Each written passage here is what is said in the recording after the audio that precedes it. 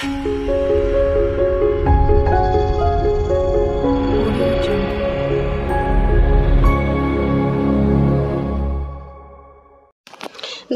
আমি রুমকি। তোমরা প্রত্যেকে দেখছো রুমকি লার্ন ফর টুডে। চলে এসেছি আজকে তোমাদের সামনে আরও একটি নতুন ভিডিও নিয়ে। আজকের ভিডিওতে আমরা দেখব আমাদের যে ভার্সন আপডেট হয়ে গেছে, মানে 20.9 ভার্সনে যে পোষণ ট্রেকার আপডেট হয়ে গেছে, সেখানে কর্মী এবং সহায়িকা দিদিদের KYC কমপ্লিট করতে বলেছে। তো এই KYC কমপ্লিট আমরা কিভাবে করতে পারি এবং তার জন্য কি আমাদের হাতের কাছে থাকতে হবে সেটা নিয়েই আজকের ভিডিও। তোমরা ভিডিওটাকে ভালো করে দেখো এবং সেই মতো নিজের এবং নিজের সহায়িকা দিদিদের KYCটাকে কমপ্লিট করার চেষ্টা করো। আমি এখানে দেখো লিখে দিয়েছি KYC কমপ্লিট করার জন্য কি থাকতে হবে। প্রথমে তো আধার কার্ডটা নিজের কাছে থাকতে হবে। 2 নম্বর ফোন নাম্বার, মানে authentic phone number, valid phone number, এবং সেই ফোন নাম্বার যেটা আমি 3 নাম্বারে ইনক্লুড করেছি, যে সেই ফোন নাম্বারটাই তোমার কাছে থাকতে হবে যে নাম্বারটা আধার কার্ডের সাথে লিঙ্ক আছে। এখানে কোনো কনফিউশন ক্রিয়েট করো না যে আমার পোষণ ট্রেকারে অন্য নাম্বার দিয়ে করা আর আমার আধার কার্ডে অন্য ফোন নাম্বার দেওয়া রয়েছে, তাহলে কি হবে। এখানে কনফিউশনের কোনো জায়গা নেই। পোষণ ট্রেকার অ্যাপে আমি কোন মোবাইল নাম্বার দিয়ে লিঙ্ক করেছি সেটা ম্যান্ডেটরি নয়, আমার আধার কার্ডে কোন ফোন নাম্বার লিঙ্ক করা রয়েছে সেটা ম্যান্ডেটরি, সেটা ইম্পর্টেন্ট। তো যে মোবাইল নাম্বারটা আমি আধার কার্ডের সাথে লিঙ্ক করেছি সেই মোবাইল নাম্বারটা আমার কাছে থাকতে হবে, কারণ সেখানে একটা OTP যাবে এবং সেই OTP দিয়ে আমাদেরকে KYC-কে কমপ্লিট করতে হবে। বোঝা গেল? 3টে জিনিস: আধার কার্ড, মোবাইল নাম্বার এবং সেই মোবাইল নাম্বার বা ফোন নাম্বার যেটা আমাদের আধার কার্ডের সাথে লিঙ্ক করা আছে। পোষণ ট্রেকারকে এখানে নিয়ে আসবে না। এ নিয়ে কোনো কনফিউশন তোমরা রেখো না যে পোষণ ট্রেকারের সাথে এটার কোনো সম্পর্ক আছে কিনা, মানে মোবাইল নাম্বারের ক্ষেত্রে বলছি। বারবার বলছি, এখানে সেই মোবাইল নাম্বারটাই লাগবে যেটা আমরা আধারের সাথে লিঙ্ক করেছি, সেই মোবাইল নাম্বার লাগবে। এবার আমরা সরাসরি চলে যাব আমাদের KYC কমপ্লিট করার পেজে। এটা কোথায় পাবো? এটা মোর বলে যে অপশন রয়েছে সেখানে হাত দিলে পরে আমাদের যে AWW প্রোফাইল এবং AWH প্রোফাইল, যে কোনো একটা প্রোফাইলে যদি আমরা টাচ করি তাহলে পরে আমাদের সামনে এই পেজটা ওপেন হবে। সেটা আমি গতকালকের ভিডিওতে ভালো করে দেখিয়ে দিয়েছি। এবার এখান থেকে আমাদের বাকি কাজগুলো শুরু হবে। এই জায়গা থেকে ভালো করে ফলো করো। প্রথমে যে লেখা রয়েছে কমপ্লিট KYC, এই কথাটাতে আমরা টাচ করব। টাচ করলে পরে আমাদের সামনে আবারও একটা পেজ ওপেন হবে। তাহলে আগে আমি কমপ্লিট KYC যে কথাটা রয়েছে, যেটা ব্লু কালিতে, মানে ব্লু ব্যানারের মধ্যে লেখা রয়েছে, সেই জায়গাটাতে আগে আমরা টাচ করছি।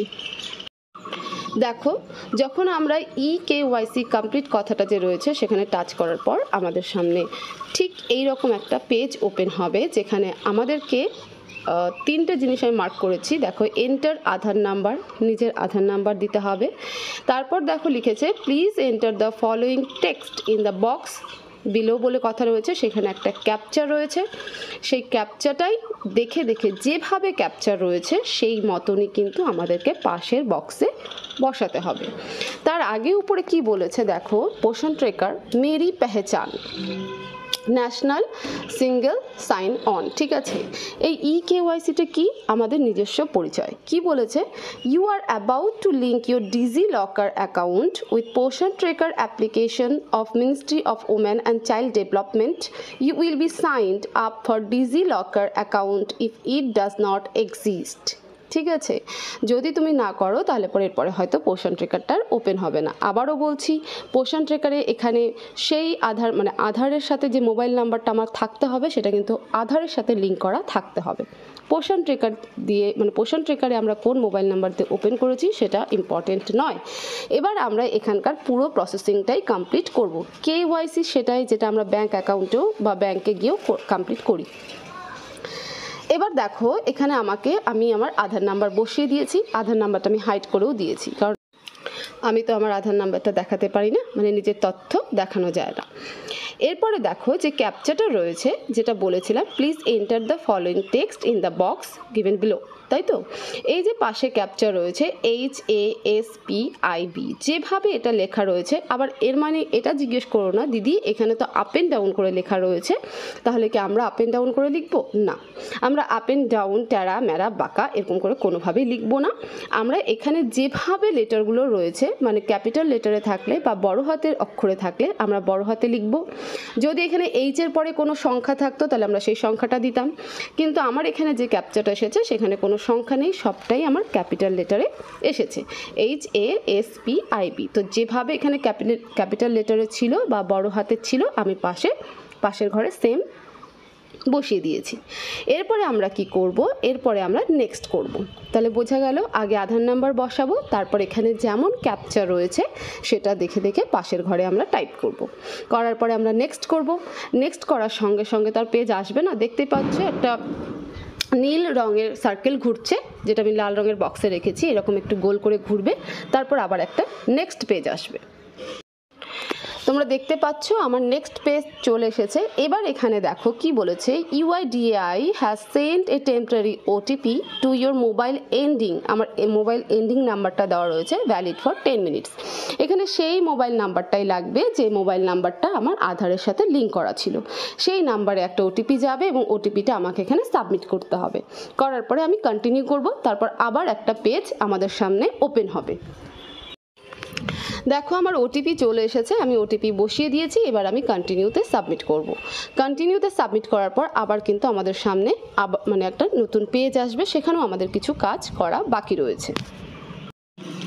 দেখো কন্টিনিউতে যখনই টাচ করলাম তখন আমার সামনে ঠিক এই রকম পেজ আসলো, you are already registered with DigiLocker.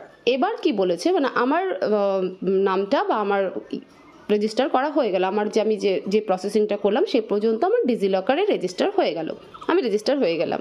কিন্তু এবার এখানে 6 ডিজিলকার সিকিউরিটি পিন চেয়েছে। এবার এই পিনটা আমরা পাবো কোথায়? এই পিনটার জন্য আমি সহজ বুদ্ধি বলে দিচ্ছি। আমি যেখানে একটা নাম্বার লিখেছিলাম সেটা আমি আমার ক্যালকুলেশন অনুযায়ী লিখেছিলাম, তো সেটা যাই হোক ইনকারেক্ট হয়। তো আমি যেটা ইজি ওয়ে বা সহজ পদ্ধতি বলছি, তোমরা সরাসরি এখানে কোনো টাইপ করবে না। এই যে ফরগট সিকিউরিটি পিন রয়েছে কথাটা, যেটা আমি লাল রঙের বক্সে রেখেছি, ব্লু কালিতে লেখা রয়েছে ফরগট সিকিউরিটি পিনে তোমরা হাত দেবে। হাত দেওয়ার পর সেখানে আবার একটা পেজ আসবে যেখানে নিজের জন্ম তারিখটা বসাতে হবে। আমি দেখিয়ে দিচ্ছি। তাহলে ফরগট সিকিউরিটি পিনে আমি টাচ করছি। করার পর দেখো এই যে ঠিক এই রকম একটা পেজ আমাদের সামনে চলে আসবে, ডিজিলকার বলে। DigiLocker verify your date of birth. এবার এখানে কোন ডেট অফ বার্থ বসবে? যেটা তোমার আধার কার্ডে রয়েছে। প্রথমে ডেট, তারপরে মাস, তারপরে সাল। টাইপ করার কিছু নেই, এখানে যে তীর চিহ্নগুলো রয়েছে সেখানে হাত দিলে পরে ডেটের ঘর খুলবে, নিজের জন্ম তারিখটা সেখান থেকে বেছে নেবে। তারপর মাসের ঘরে গিয়ে সেখানেও তীর চিহ্নতে হাত দেবে, মাস চলে আসবে, নিজের জন্ম মাসটা বেছে নেবে। তারপর সালের ঘরে টাচ করবে, তো সাল চলে আসবে, নিজের সালটা বেছে নেবে, জন্ম সালটা। এবার ধরো আমাদের কোনো দিদির জন্ম তারিখ হলো 25/12/1995, তাহলে আমি এখানে সেটাই বসাবো। 25/12 তো আর বসবে না, এখানে ডিসেম্বর আসবে, ডিসেম্বর 1995 বসিয়ে আমি কন্টিনিউ করব। এটাই হচ্ছে আমার কাজ এখানে। তাহলে verify your date of birth, মনে রাখবো আধার কার্ডে যে ডেট অফ বার্থটা রয়েছে সেই ডেট অফ বার্থ অনুযায়ী এখানে বসাবো। বসিয়ে দেওয়ার পরে আমি কন্টিনিউতে প্রেস করব। দেখো যখনই কন্টিনিউতে আমি প্রেস করলাম তখন আবার আমার সামনে এরকম একটা ঘর চলে এলো। এবার এখানে কি বলেছে, 6 digit pin provide extra security to your account with 2 factor authentication, don't disclose your security pin two anyone. বলছে 6 ডিজিটের যে পিনটা আমরা এখানে বসাবো সেটা কিসের জন্য? আমাদের এক্সট্রা সিকিউরিটির জন্য, যাতে এই যে ডিজিলকারটা রয়েছে সেটা দুবার অথেন্টিকেশন না নিলে পরে আর যেন না খুলতে পায়। এবার এখানে আমি সেই পিনটাই বসাবো যে পিনটা আমার জন্ম তারিখ, যেটা একটু আগে আমি দিলাম, দিয়ে ভেরিফাই করলাম। আধার কার্ড অনুযায়ী যে ডেট অফ বার্থ ছিল সেটা দিয়ে যে আমরা ভেরিফাই করলাম ডেট অফ বার্থটাকে, সেই ডেট অফ বার্থটাই বসাবো। কি করে বসাবো? ডেট, মাস এবং সাল। বললাম যে 25/12/1995 যদি আমি সেখানে দিয়ে থাকি, আমি এখানে সেটাই দিব, 25/12/1995। এবার দেওয়ার পরে আমি এখানে কন্টিনিউ করব, ঠিক আছে? দেখো যখনই কন্টিনিউ করলাম আমার সামনে ঠিক এরকম পেজ চলে এলো, KYC has been successfully completed, go to my profile. এবার আমি আমার প্রোফাইলে যেতে পারি, আমার KYCটা আমার কমপ্লিট হয়ে গেছে। তাহলে এবার আমি গো টু মাই প্রোফাইলে গিয়ে দেখবো যে আমার সেখানে কি দেখাচ্ছে। তোমরা দেখতেই পাচ্ছ এই আমার প্রোফাইল, এখানে দেখো EKYC কমপ্লিটেড 3rd জুন 2024 দেখাচ্ছে, মানে আমি আজকে এটা আমার গতকালকে এটা আমার কমপ্লিট হয়ে গেছে। আমি গতকালকে প্রসেসিংটা করেছিলাম, প্রসেসিংটা আমার কমপ্লিট হয়ে গেছে, তাহলে আমার EKYC কমপ্লিট হয়ে গেছে। ঠিক একইভাবে তোমরা করতে করো এবং নিজের সহায়িকা দিদিদেরটাও এইভাবে করো। কিন্তু মাথায় রাখবে যখন হেল্পার দিদিদেরটা করবে তখন তাদের মোবাইল নাম্বার যেন তোমার কাছে থাকে, মানে স্পেশালি মোবাইলটা, কারণ উনি হয়তো ওটিপি দিতে পারলেন না, কিন্তু ওটিপি তো আমার লাগবে। আর কোন মোবাইল নাম্বার লাগবে আমি বারবার বলছি, যে মোবাইল নাম্বার আধার কার্ডের সাথে লিঙ্ক করা আছে। এটার সাথে এই দুটো জিনিসের কনফিউশন মাথা থেকে ঠিক করবে, যে পোষণ ট্রেকার আমার অন্য মোবাইল নাম্বার দিয়ে লিঙ্ক করা মানে খোলা থাকতে পারে, সেটা এখানে গুরুত্বপূর্ণ নয়। আধার কার্ডে যে মোবাইল নাম্বারটা আমার দেওয়া রয়েছে সেটা আমার কাছে গুরুত্বপূর্ণ এই ক্ষেত্রে, এবং তার জন্য পোষণ ট্রেকারে কোনো প্রভাব পড়বে না। ঠিক আছে, এবার এই কাজটা করতে গিয়ে পুরো প্রসেসিংটা ভালো করে দেখবে, দেখে নিয়ে সেই মতন করতে যাও। পারলে পজ করে করে করো। করতে গিয়ে স্পেশালি হয়তো যদি ডেট অফ বার্থের ওখানে গিয়ে কোনো প্রবলেম হলে সেখানটাতে একমাত্র হওয়ার কথা, অন্য কোথাও হওয়ার কথা নয়। কারণ যাদের এখানে 6 ডিজিট বলেছে, তো ডাবল ডিজিটের যদি ডেট অফ বার্থ থাকে, ধরো 25/12/1995, তাহলে সেখানে 8টা ডিজিট চলে আসছে। তো এই 8 ডিজিটটা নেবে কি নেবে না সিকিউরিটি পিন হিসাবে, সেটা একটা দেখার বিষয় রয়েছে। যদি সেই রকম কোনো কিছু অসুবিধা মনে হয় তাহলে তোমরা আমাকে অবশ্যই হোয়াটসঅ্যাপে বা কমেন্ট সেকশনে জানাবে। তো এটাই ছিল ভিডিও EKYC কমপ্লিট করার। তোমরা ভিডিওটাকে প্রচুর শেয়ার করো যাতে আরও দিদিদের কাছে পৌঁছে যায়, তারাও নিজেদের EKYC একইভাবে কমপ্লিট করতে পারে এবং নিজের হেল্পার দিদিদেরটাও করে দিতে পারে। এছাড়াও তোমাদের নতুন কিছু যদি জানার থাকে বা জানানোর থাকে, সেটা সমস্ত কিছুই আমাকে হোয়াটসঅ্যাপে SMS করতে পারো এবং কমেন্ট বক্সেও জানাতে পারো। আমার হোয়াটসঅ্যাপ নাম্বার তোমরা ভিডিওর স্ক্রিনে এবং ডেসক্রিপশন বক্সে 2 জায়গাতেই পেয়ে যাবে। SMS করো, কল করো না। সবাই ভালো থাকো, সুস্থ থাকো, দেখা হবে পরবর্তী ভিডিওতে। Thank you so much.